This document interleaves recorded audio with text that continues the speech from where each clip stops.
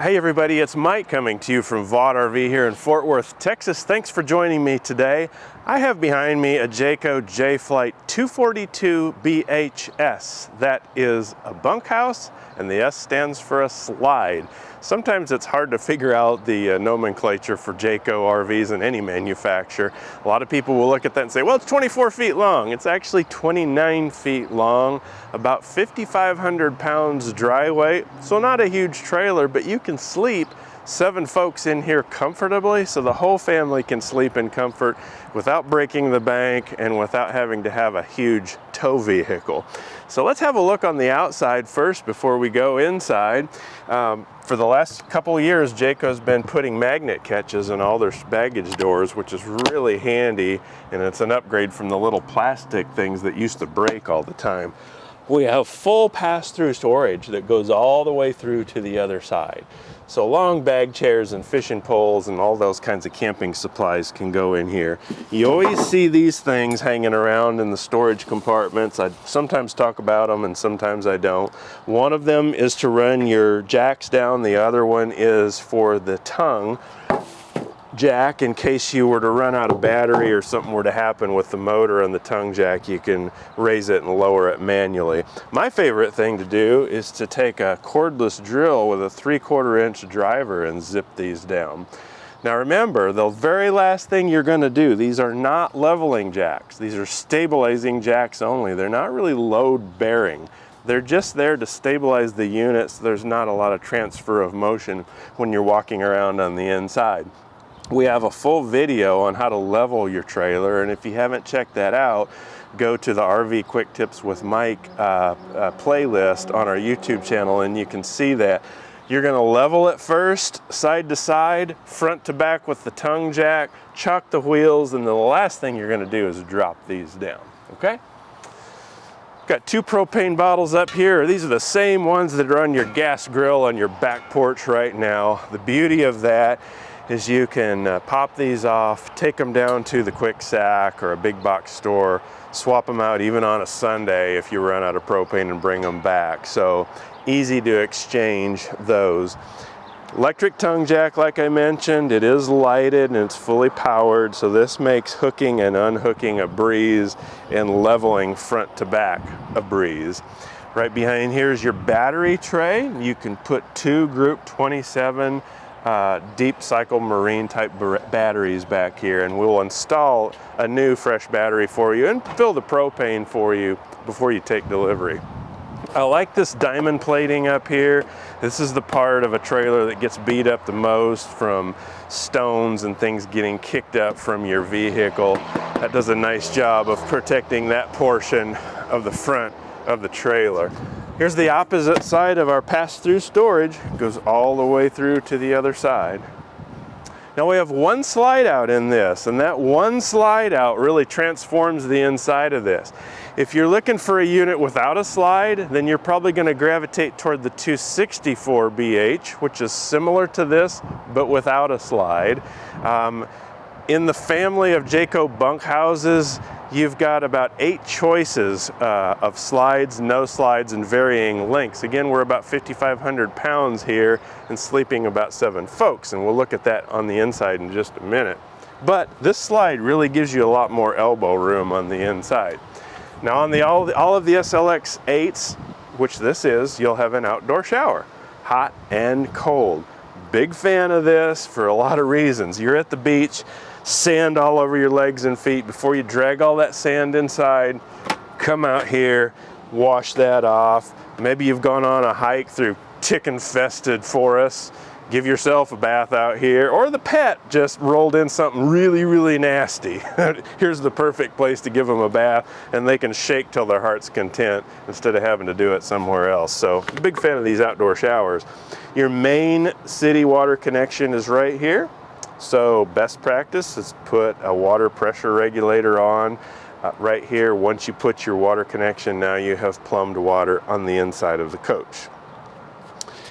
We have our gray and black water gate valves down here, our holding tank gate valves. So of course gray is for your sink water, shower water, black is for your toilet water. They both come together here. pop your sewer hose on here. The other end goes into the sewer outlet at your campground or the dumping station. Pull those out and you're good to go. Now if you have cable at your campground, and many times you will, you'll plug it in here. Now you'll have cable both on the patio side as well as inside the coach. More and more campgrounds, to be competitive, are offering a basic cable provision at your campsite, and if they do, plug it in there and you got cable on the inside. It's a 30 amp coach, so we have a 30 amp power cord and a 30 amp detachable power cord back here. So coil that thing up, toss it into the storage compartment for travel. We have a 6-gallon direct spark ignition water heater back here. This runs off propane and or electricity. Of course, if you're at a campground and you have electric, run it on electric instead of using your propane. Going down the road, or once you get to your campsite, if you're camping off grid and you don't have power, you'll be running it off propane. You can actually run it off both propane and electric at the same time if you want hot water quick, or you want it to recover a little quicker, you can run it at the same time. Coming around to what I call the fun side of the RV, this is where all the fun stuff happens and the action happens, and the campfire and the picnic table and the card games and everything. We have a nice awning with an LED light strip under it. We have integrated speakers in the outside wall. The radio inside is Bluetooth, so you can connect your phone via Bluetooth and push music through those speakers from the patio. Good stuff. Now this is a little outdoor kitchen assembly. We have a nice little drink refrigerator here, so you don't have far to go to get a beverage from the patio side. It's basically a dorm-sized fridge. Now this is running off 110 household current. So at your campground, when you have power, then this will run, not running off your batteries. You have a utensil drawer here and a little sink in here. Now, you might notice something here. This doesn't pull out. In previous models of various Jayco trailers, this whole assembly would pull out. That had its advantages and disadvantages.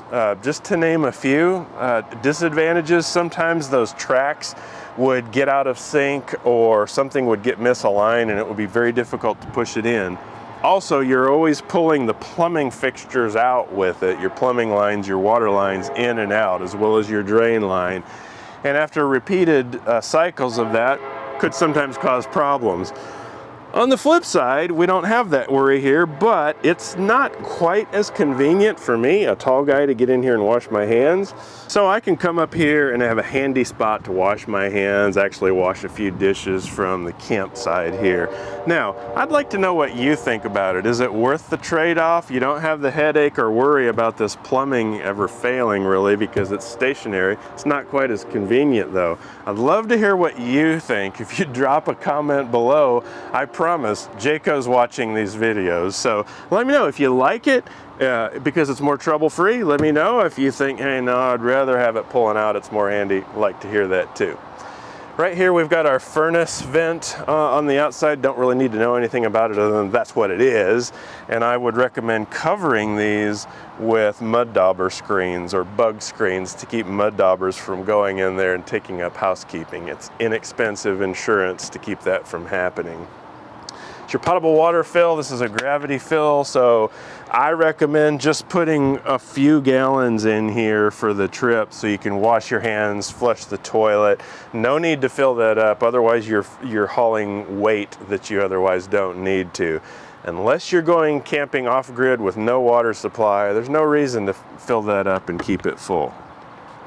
Now, here's that cable TV connection that I mentioned on the other side. So if you have a satellite dish plugged into that or cable TV plugged into that outlet on the other side, now we have it here on the patio side as well as inside the coach. You'll see this is called a key block mount, and this is where you will put a TV if you so choose. There's a bracket on the inside. It's a universal mounting bracket. You can put your TV there, have our power here, and our cable here, so we can actually enjoy TV under the awning. So, getting close to going inside here, we have these nice Moride step above steps. These are an option that we normally order our SLX 8s with. These are just fantastic, really heavy duty. They stow in here for travel, release that, pull it down to deploy the steps. Each one of these legs is adjustable, so you have a good, even, firm contact point with the ground. Before I go in, I want to show off this awning. It's fully automatic, it's power awning. So in here's the switch. Just hit the out switch and it will unfurl. Notice we have our nice LED light strip. The awning is called pull down to pitch, so you can pitch one side a little more than the other side if you so choose. If you want to make sure the rain is shedding off to one side more than the other, you can do that simply by pulling it down. And you don't have to remember that you did that when you go to roll it back in. It's going to straighten itself automatically. All right, good stuff. Let's go inside and have a look. Okay, now we're on the inside of this 242 BHS bunkhouse with a slide. There are a lot of different models in the SLX 8 family, which is what we're in now. Some will have a sofa in here, some won't. Some will have just a dinette, like this one in a slide, and some will have bunks, some won't. So it's a lot to figure out. If you call us or stop by and give us a sense of how many people do you need to sleep, that's a start, all right? How many people do you need to sleep comfortably? Now, in almost every case, the dinette's going to convert into a bed, and if you have a sofa, often it'll be a trifold sofa, and that'll convert to a bed too. But a lot of people like the fact that there's permanent bunks. Now, my wife and I don't have any kids, and yet we've had multiple RVs with bunks for a couple reasons. We like that it can be extra storage, so we can put clear plastic tubs in there for storage if you need. I also like the fact that if we ever do have that occasional guest, sister-in-law, aunt and uncle, kids, grandkids, whatever, they've got a place to sleep and you don't have to convert something into a bed. It's already a bed. It's a personal choice, but it's kind of nice to be there if you need it. Now, I have a pretty nice little galley area here with a decent amount of counter space. I love the countertop material, so this is a poly molded material. Notice there's no banding on the laminate side here to come loose from heat or years of use or even moisture. It looks like a solid surface marble countertop, but it's not. It's super lightweight. This all allows Jayco to do an undermount residential style sink.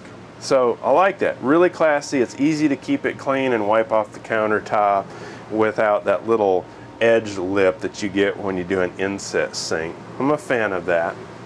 We have some storage up on top here.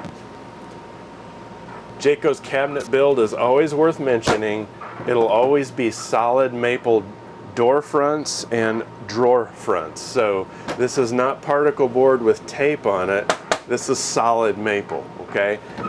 The stiles are pocket screwed together and the whole assembly is screwed to the wall, which means this whole thing will hold my body weight and I can shake this unit back and forth. I wouldn't do that with a lot of brands, but I'll do it on a Jayco because I know it's not going to literally let me down. I should talk about this before we go on. It's a 2+3 year warranty on every Jayco product. So 2 full camping seasons of use covered under warranty and 3 years structural. When you combine that with the tires on this, which are Goodyear, that carry a 6-year warranty, and the roofing membrane, which carries a 20-year warranty, it's a pretty stout warranty. Now this all sounds like a big sales pitch, but it's the honest truth that it's why I bought a Jayco before I worked here and long before I ever sold Jaycos. I just like to share with folks the reason I personally bought a Jayco as a customer actually at this very store. It's less sales pitchy and it has the added benefit of actually being true. All right, so over here we have a little microwave, big enough for popcorn, warming up leftovers and that occasional bowl of soup, what have you. We have a vented range hood here that's vented to the outside, so when you're frying that bacon in the morning, you can tempt your neighbors. This whole cooktop assembly lifts out of here for cleaning. It's a 3-burner cooktop. Got these nice, neat backlit controls here. A little oven, big enough for pizzas and pot pies and the like. We have our fuses and breakers under here. They're all labeled, so if something's not working in here that should have electrical power and it doesn't, this is the first place you're going to check. Okay. A little storage under there. I'm thinking that's probably where the trash can goes. And 2 drawers for utensils and so on. Now on every Jayco there's ball bearing 75-pound drawer glides, and notice they're full extension. They don't come out just to there, they're full extension drawer glides. It's the little things that I appreciate. Also, we have a 12-volt refrigerator here. I'm a fan of these 12-volt refrigerators for a couple reasons. Mostly because they're bigger. If you have a standard RV fridge in here, you're going to have those fins in the back, and it'll be about 30% less deep, okay? This is 2 cubic feet bigger than a standard RV fridge, and a nice big cavernous freezer compartment. Now this is a 12-volt fridge, which means it's a compressor fridge, like your fridge in your kitchen at home. Turn this guy on and it's freezing in a couple hours. A traditional RV fridge that runs on gas or electric, you really need to turn it on the night before to get it down to temperature. Also, gas electric fridges, when you're opening and closing them, frequently struggle to keep up. This does a lot better job of that. Now there's always the concern of, hey, I'm gonna go dry camping. I can't do that with a 12-volt fridge, but you actually can. You just need to be mindful of your battery charge. If you're going out in the wild blue yonder with no electrical hookups, you're going to need power source of either solar or a generator. And a third option, don't forget, you can always hook your truck up, plug it up, and it will help charge the batteries too. We can talk about that more when you come in and look at these, but just know that I'm a big fan of the 12-volt refrigerators. Reliable, and they act just like a refrigerator in your own home. Now our bunks up here, these are 600-pound double bunks, 600-pound capacity, so adults can sleep up here without worry of failing because of weight limitations. 600 pounds up and down. On the bottom bunk, I can lift up this to reveal even more storage under there. So quite a bit of storage for stuff that you don't need to access quite as much. Those extra blankets, stuff that you need when you get to the campsite, that extra pair of boots that you may or may not need. Right behind the kitchen galley area, we've got storage that goes all the way to the outside wall, shelved storage in there as well. Now that could double as extra clothes storage or cookware, groceries, what have you. Quite a bit of storage. Hey, let's go to the bathroom, one of the most important rooms in this whole coach. It's pretty spacious. Remember, we're in a less than 30-foot trailer, and yet a lot of room in here. One thing I like about this model in particular is it's a big shower, 30 by 30 shower. I got plenty of room in here. This is a great shower. Now we don't have a tub, so if you need a tub for the little kiddos, you can put various kinds of like Tupperware or storage tubs in here and create a tub for a little tyke. But for the rest of us grown-ups, it's pretty nice to have a regular shower. Shower curtain, I like these. You can take these down, wash them, put them back up, and they stay clean all the time. Plastic foot flush toilet, plenty of room for my 6-foot tall body to sit here and do what I need to do. Storage underneath the little sink. We have a mirror, towel rack, the basic things that you need. Now, like this area because when you push this slide out, it transforms the whole inside of it. One thing that a lot of people don't think about is what's accessible when the slide is in and what's accessible when the slide is out. It's easy to check that out. And you can do that when you come in and you RV shop is, hey, I'd like to see what it looks like with the slide in. So right here's your slide button, slide in, slide out. Let's bring it in and give you an idea of what it looks like with the slide in. Simply hold on the switch. While I'm doing this, I'll let you know a best practice is to always bring the slide all the way in or push it all the way out. Don't bring it in a little bit and a little bit out, it'll get out of sync. Bring it all the way in and keep pressing on this button. Okay, now that's not hurting anything. You want to hear those gears do that, and that means it's all the way in and it's created a tight seal all the way around. Now, here's the cool thing. With the slide in, I can still access my sink, the refrigerator, the bunks, the bathroom, everything. We can stop halfway between Fort Worth and Paladura Canyon. I always use Paladura Canyon as an example. I like Paladura Canyon, I guess. You can stop and have lunch here and not have to push the slide out. Kids can have lunch, you can use the bathroom, wash your hands, get some drinks out of the fridge, and be on your way. When it's time to go, come back here. We're gonna get to our campsite, we're gonna push it back out, and it's just this easy. Remember, make sure it goes all the way out. Always best practice, make sure these doors are always closed.